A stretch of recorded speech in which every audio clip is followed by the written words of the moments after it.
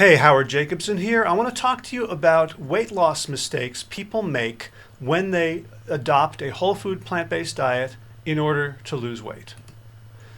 Mistake number one is restricting calories, restricting portion size, restricting how many times you get to eat, anything where you eat less than you want to.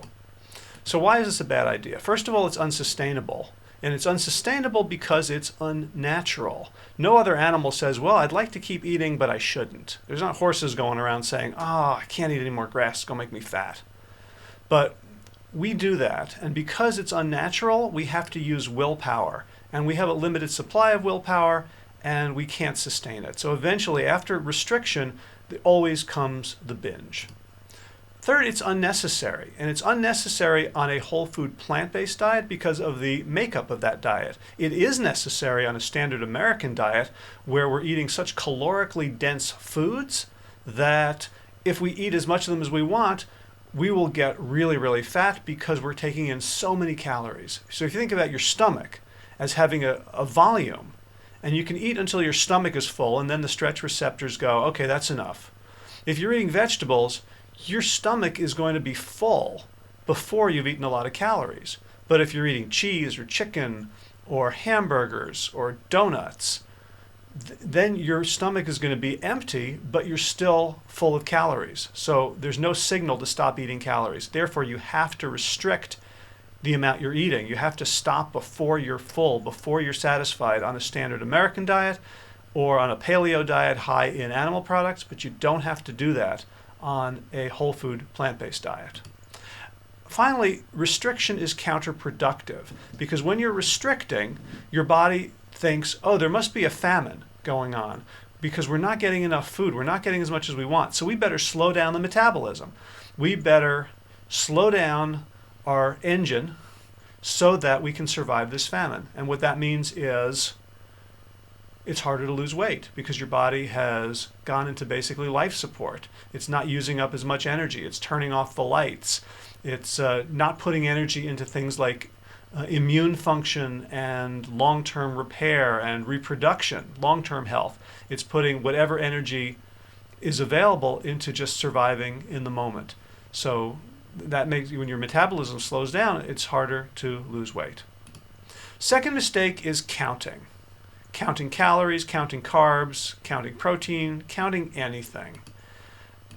And I want to make a distinction between counting and journaling. You know, it's a good idea to write down what you're eating, especially when you're trying to get some accountability for yourself or for others, to make sure you're not just sneaking in, 5 handfuls of chocolate chips, because if you have to write them down, you'll probably not have them. So journaling is a good thing, but it's counting that's the problem.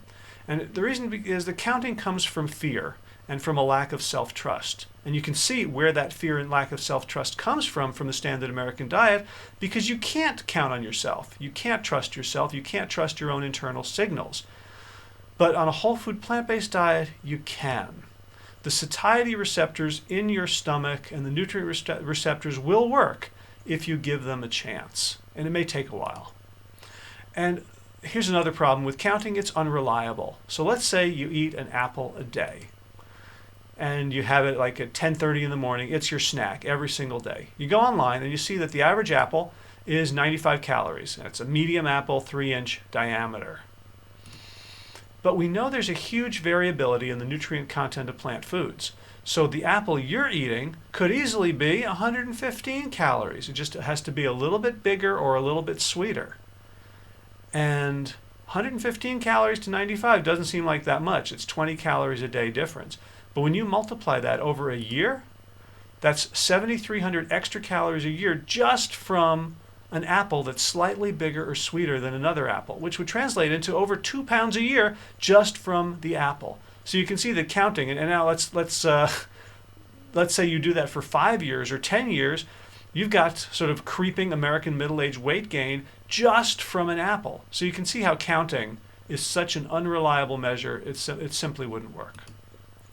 Mistake number 3, stressing out about losing weight or even maybe gaining some weight when you start the diet. Because adaptation takes time. If you've been eating very small amounts of food on the standard American diet, in terms of caloric restriction or portion control, and you bring that same practice over to a whole food plant-based diet, you're going to be eating very, very few calories, which is why you've gone into this metabolic distress and you've downshifted your metabolism, so it's harder and harder to lose weight. And now you want to eat more food. Well, adaptation takes time. So feeling like you're eating normal amounts will take time. Your body being used to real food may take time. You may have some symptoms for a while as your body deals with fiber it may not have had in a while, or water that it may not have had in a while. So understand that it's not going to be necessarily an easy, smooth process from day one, and it's going to take a little bit of time. Aside from not being any fun, stress is harmful to our efforts to lose weight because it leads to weight gain. One of the stress hormones that's released into the bloodstream when we experience a fight or flight reaction, a stress reaction, is cortisol. And cortisol tells the body, store fat. Because we might be in a fight right now, we might be wounded and we won't be able to go foraging or hunting, or we might have to run away and hide in a cave and we won't be able to go out and get food for a while. So let's store fat. Let's store the most efficient energy source in our body that we can. And every time you have a stress response, every time you get worried about something, you have an alarm reaction, you get stressed out, and it's not a saber-toothed tiger or a car accident, you're dumping the stress hormone that simulates fight or flight. And so you can constantly be, every time you worry, you actually increase the production of hormones that tell your body to store fat.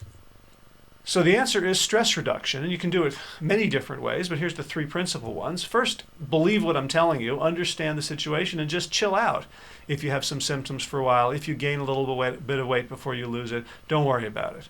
Now, don't worry is easier said than done, right? So you can take up a relaxation practice like Tai Chi, as shown here, yoga, gardening, walking, running, mixed martial arts, really doesn't matter. Anything that gets your mind off of your mind and allows your body to take over will be useful here. And finally, if you're having stress reactions to the things in your life that aren't really life-threatening, that's actually cognitive mistakes. And cognitive behavioral therapy is the best way to deal with those thinking mistakes. You can use various tools to change your perceptions of events so you don't have to worry about the events themselves. So if you gain a pound, that's not necessarily a cause for stress unless your thinking makes it so. So CBT, cognitive behavioral therapy, will help you deal with that so it doesn't actually lead to further weight gain. So in summary, when you are trying to lose weight by switching to a whole food plant-based diet, don't restrict, don't count, don't worry, and be well, my friends.